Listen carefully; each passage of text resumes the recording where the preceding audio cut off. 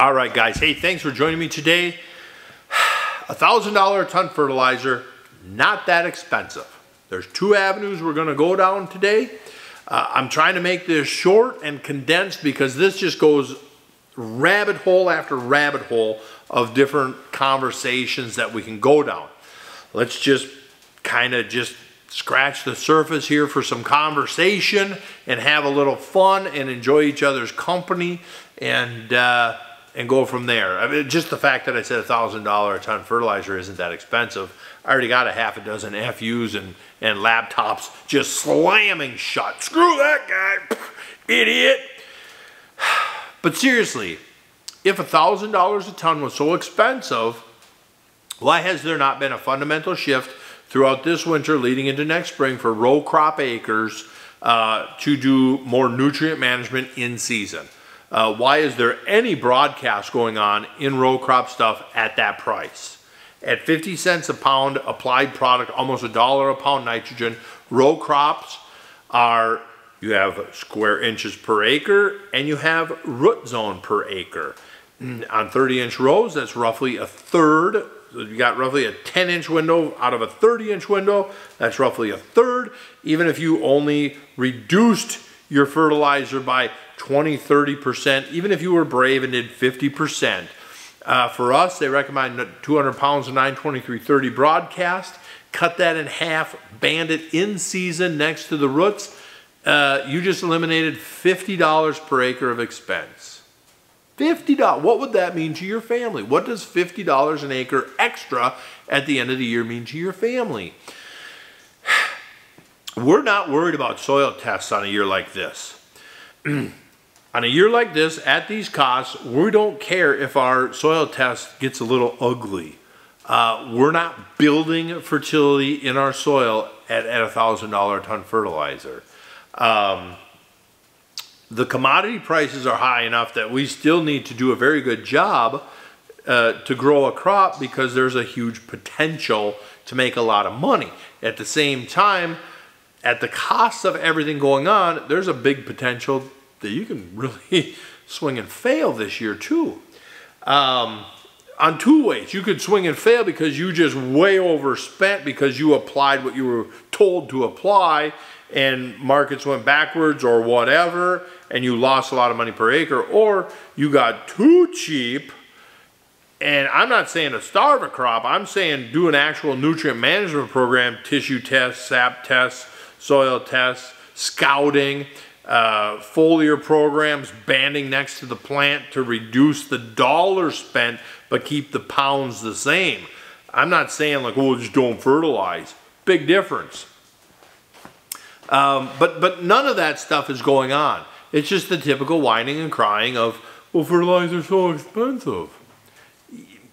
It kind of isn't. It kind of isn't. There's a Farm Alliance group on AgWeb. If you're not a follower of AgWeb, fantastic articles all the time. Goofball. They had an article about Farmers Alliance going to the government and saying, hey, hold on now. Prices of commodities went up and then fertilizer went just crazy as well. They're price gouging us, Uncle Joel. Go after them. We'll rub your hairy legs in the pool if you want, but get after them. And are they breaking antitrust laws? What's going on? They're price gouging us. The fertilizer companies are saying, whoa, whoa, whoa. Natural gas went up, labor went up, shipping went up. The timeliness of shipping is horrible. We actually had to shut down production, which is horrible. There was a lot of panic buying of fertilizer, which doesn't help. I understand why people did that. They wanted some at an expensive price, even though they know they might have lost some, versus because they didn't want to have none for free in the spring. I get it, but there's a whole lot of different conversations off of that train of thought. Because how many of them dollars by spreading in the fall are you going to lose? You broadcasting P&K in the fall up here on frozen ground when the snowpack leaves? Yeah, you're out $10, $20, $30 an acre. What's that mean to your farm if you had to spend an extra $30 an acre? You know, and so the fertilizer companies are like, whoa, whoa, whoa, you got China playing games and all this other stuff. So that's our second point. The first point is farmers' behaviors did not change, so the commodity is not that expensive. We should be farming in a manner that makes us less dependent upon these outside businesses to help our business succeed. We should be running a business as in-house as we can. What about next year? What about next year with Russia going on, China going on? China's already playing games. What if they only get worse? What are you going to do next year for your farm if fertilizer is $2,000 a ton? That's my legitimate question. If fertilizer is $2,000 a ton next year on the same commodity prices, what are you going to do? What are you going to do if you can't get fertilizer next year or you can't get chemical next year? I'm genuinely asking because you are a risk manager, you are a businessman, you need to have a plan for this stuff. And so what's your plan? I'm really interested in hearing this, because 5 years ago when I was saying, hey guys, because of regulations, potential crisis and pricing,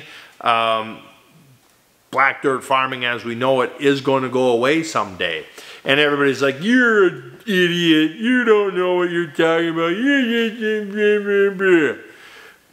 Looking back, 5 years later, we had $1,000 ton fertilizer. We had a nitrogen ban in part of the state. You have a neonicotide ban. We had buffer laws. Other states have regulations in place telling when they can and can't spread fertilizer. Other parts of the world was shut down on fertilizer. It's happening right now. I'm not that weird anymore. I'm like a prophet. I just thought of the, yeah, Prophet John. Boy, that just rolls off the tongue, doesn't it? John the Prophet. Let's change the topic of this video. No, I'm just kidding. But, I'm sorry. But seriously here, I'm just going to stop right here, wait for your guys' comments, and we'll go from there.